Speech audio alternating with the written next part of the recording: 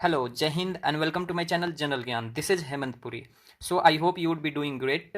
तो सी इस वीडियो में एक बुक का रिव्यू करने जा रहा हूँ जो क्या है a brief history of India. तो सी ये क्लास 6 to 12 तक के एनसीईआरटी हिस्ट्री बुक का निचोड़ है जो कि लिखा गया है महेश कुमार बर्नवाल सर के द्वारा। तो देखो, सबसे पहले अगर आप महेश कुमार बर्नवाल सर को नहीं जानते हो तो मैं थोड़ा सा बता दूं कि देखो, ये सीएससी 1997 के एक सक्सेसफुल कैंडिडेट रहे हैं और अभी अगर देखोगे रिसेंट में तो ये एसएसपी हैं पुडुचेरी पुलिस में।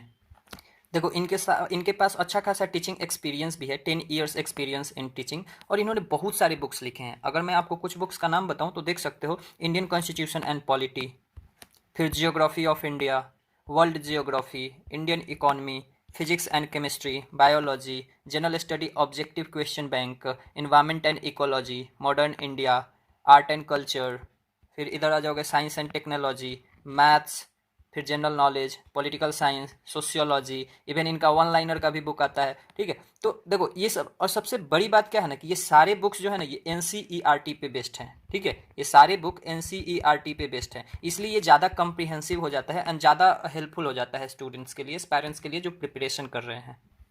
तो देखो, ऐसा आपको बुक का फ्रंट पेज दिख जाएगा। ठीक है, जिस पे लिखा हुआ brief history of India, the gist of NCERT 6 to 12, useful for all competitive exams. सारे कम्पिटेटिव एग्जाम्स होते हैं उसके लिए यूजफुल है। तो देखो, फर्स्ट पेज पे देखोगे तो आपको प्रेफेस मिल जाएगा। ठीक है, इस प्रेफेस में इन्होंने कुछ कुछ अपना इंट्रोडक्शन बताया है एंड ये भी बताया है कि ये बुक किन के लिए इंपॉर्टेंस है। तो देख सकते हो, needs for aspirant of UPSC, ठीक है, state civil services and other जो भी कम्पिटेटिव एग्जामिनेशंस होते हैं सबके नीड्स को पूरा करता है ये। अब देखो, अब अगर बात करी जाए कंटेंट्स की तो देख लेते हैं एक बार कंटेंट्स को। तो देखो, सबसे पहले दिखेगा आपको हिस्ट्री एट अ गैलेंस। ठीक है, उसके बाद इन्होंने हिस्ट्री को 3 पार्ट में डिवाइड करके, जैसा कि जनरली हम लोग पढ़ते भी हैं, ancient India, medieval and modern में कैटेगराइज किया है इन्होंने। ठीक है, अब देखो एंसेंट इंडिया में देखोगे तो types of sources and historical construction आपको दिख जाएगा, जिसमें definition of history, archaeological sources, literary sources, foreign literature, modern historians of ancient India. फिर स्टोन एज आ जाएगा, इंडस वैली सिविलाइजेशन आ जाएगा। ठीक है, देखो इसमें ये सब जो सब टॉपिक्स दिए हुए हैं इन सबको इन डिटेल इस बुक में लिखा हुआ है। तो देखो, आप जिस भी एग्जाम का प्रिपरेशन करते हो उसका आप सिलेबस उठा लो। ठीक है, और इसके सिलेबस से मैच करने की कोशिश करो तो आप पाओगे क्या कि इवन कि आपके सिलेबस से बहुत ज़्यादा इसमें दिया हुआ है। तो अगर आपको सारा कंटेंट पढ़ने का मन हो तो आप वीडियो को पॉज करके पढ़ सकते हो। मैं मेन कंटेंट को सिर्फ पढ़ता हूँ। देखो, द वैदिक एज, इसमें आपको दिख जाएगा ऋग वैदिक एंड लेटर वैदिक, फिर जैनिज्म एंड बुद्धिज्म आ जाएगा, फिर महाजनपद आ जाएंगे। ठीक है, फिर आप देखो the Maurya empire, post Mauryan empire era, the Gupta and the वेदक्तास, सॉरी वकाटकास। ठीक है, फिर आप देख लो पोस्ट गुप्ता इरा, फिर आ जाओगे अब मिडाइवल इंडिया में। ठीक है, तो देखो the age of 3 empires in northern India, जिसमें आपको गुर्जरा दिख जाएगा, पालास दिख जाएगा, राष्ट्रकूटाज दिख जाएगा। ठीक है, फिर इसमें सारी चीज़ें दिख जाएगी। ठीक है, फिर देखो चोला एम्पायर आ गया। ठीक है, फिर एज ऑफ कन्फ्लिक्ट आ जाएगा। ठीक है, फिर दिल्ली सल्तनत आ जाएगा, फिर विजयनगर एंड बहमनी किंगडम आ जाएगा, फिर मुगल एम्पायर। ठीक है, अब मुगल एम्पायर के बाद ही क्या हो जाएंगे, मॉडर्न आ जाएगा। देखो Maratha empire and the regional states and religious movements आ जाएंगे। ठीक है, जिसमें भक्ति मूवमेंट्स आपको दिखेगा, सिखिज्म, सूफिज्म, क्रिश्चियनिटी आपको दिख जाएगा इसी में, भक्ति मूवमेंट्स में। फिर देखो आ गया मॉडर्न इंडिया। ठीक है, मॉडर्न इंडिया में सबसे पहले हम लोग क्या देखते हैं, arrival of Europeans in India. ठीक है, तो इसमें Portuguese, Dutch, English, Danes and French सबका है। ठीक है, फिर decline of Mughal empire, emergence of new states, rise of the British power in India. ठीक है, उसके बाद administrative orientation in socio culture policy till 1857। उसके बाद हो जाएगा रिवॉल्ट ऑफ एटिविटी 57। देखो इसके पहले सब कुछ आएगा, dual government in Bengal, the structure of government, civil services, army, police, judicial organisation and socio culture policy. ठीक है, फिर देखो रिवॉल्ट हो गया, फिर एडमिनिस्ट्रेटिव चेंजेस आफ्टर 1858। ठीक है, फिर Indian society and socio religious reforms movements. फिर आ जाएगा आपको impact of British economic policies. ठीक है, फिर development of education and press, फिर civil rebellions, tribal uprisings and peasants revolts. ठीक है, फिर British in nationalism, sorry birth of nationalism. फिर आ जाएगा the national movement, extremist phase 1905 to 1917। ठीक है, फिर द मास मूवमेंट जिसको गांधीयन इरा भी हम लोग कहते हैं, फिर स्ट्रगल फॉर स्वराज। ठीक है, अब फिर क्या जाएगा टुवर्ड्स इंडिपेंडेंस 1940 टू 1946। ठीक है। अब देखो इसमें जितनी भी चीज़ें हो रही हैं, वेबल प्लान है, क्विट इंडिया मूवमेंट है, शिमला कॉन्फ्रेंस है, आईएनए ट्रायल्स है, ठीक है, फिर जनरल इलेक्शंस है, cabinet of constituent assembly, sorry election of constituent assembly है, जो भी है सब आ जाएंगी, ठीक है। फिर Indian on the eve of independence, ठीक है, इवनिंग ऑफ इंडिपेंडेंस, फिर national foreign policy till Nehruvian era, ठीक है, इसमें देखो नेहरूवियन इरा तक के भी पॉलिसीज को दिया हुआ है। फिर आपको देखो मिसलेनियस में मिल जाएगा गवर्नर जनरल्स एंड वाइसरायज। अब देखो आप कहोगे ठीक है कोई चैप्टर दिखा दो, तो मैं आपको ऑब्वियसली चैप्टर दिखाता हूँ, ठीक है।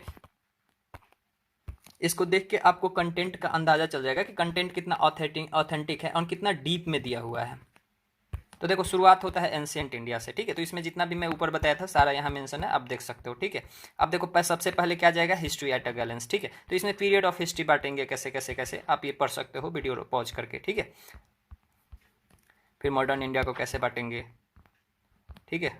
फिर देखो मॉडर्न वर्ल्ड भी आपको इसमें दिख जाएगा, जिसमें 14 to 16 century, 1750 to 1980 and 1900 to 1991 AD, ठीक है, इसमें सब कुछ दिख जाएगा आपको। Industrial revolution, rise of nationalism, Russian, फिर आपको first world war, second world war, cold war, सब दिख जाएगा, ठीक है। अब देखो शुरू होता है, एक मैं आपको चैप्टर दिखाता हूँ जो यूनिट 4 है, द वैदिक एज है, ठीक है, जिसको ऋग वैदिक एंड लेटर वैदिक का हम लोग कहते हैं, 1500 से 500 BC तक, ठीक है। तो देखो सबसे बढ़िया चीज़ आपको पिक्टोरियल प्रेजेंटेशन दिखेगा, ठीक है, कि कहाँ कहाँ ऋग वैदिक के एरियाज थे और लेटर वैदिक के एरियाज थे, ठीक है। अब देखो इसमें ओरिजिनल होम एंड आइडेंटिटी, आप वीडियो को पॉज करके पढ़ सकते हो कि कितना डीप में जाके कंटेंट दिया हुआ है, ठीक है। फिर देखो टेबल में डिस्ट्रीब्यूशन, ठीक है, कि होमलैंड और स्कॉलर क्या क्या डिफरेंस था। फिर इसमें आ जाएगा वैदिक लिटरेचर, फिर देख सकते हो चारों वेद्स के बारे में, ठीक है।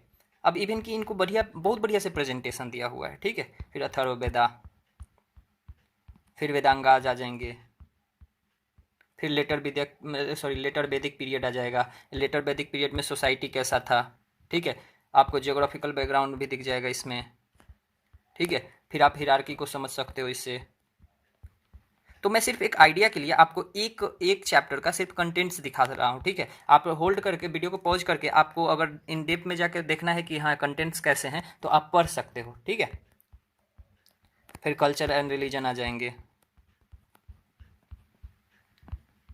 फिर देखो लास्ट में आपको मिलेगा ग्लोसरी, ठीक है, जिसमें आपको टर्म के मतलब बताए हुए हैं। दासा है, दस्यूज हैं, ठीक है, जो आर्यंस आए थे यहाँ के लोकल ट्राइब्स को क्या कहते थे, दस्यू कहते थे। तो ये सब चीज़ें देखो, जो भी आपको अगर उधर ऊपर जो लिखा हुआ था उसका मतलब नहीं समझ में आया, इसमें सब कुछ दिया हुआ है, ठीक है। कभी कभी यूपीएससी इवन बहुत सारे पीसीएस वाले एग्जामिनेशन में सीधे इसका मतलब पूछ लिया जाता है। असुरा मीनिंग क्या होता है, असुरा मैरिज मतलब क्या होता है, और मैरिज मतलब क्या होता है, ठीक है। फिर आपसे पूछ लिया जाएगा दस्यूज का मतलब क्या है, और 4 ऑप्शन दिया रहेगा, ठीक है।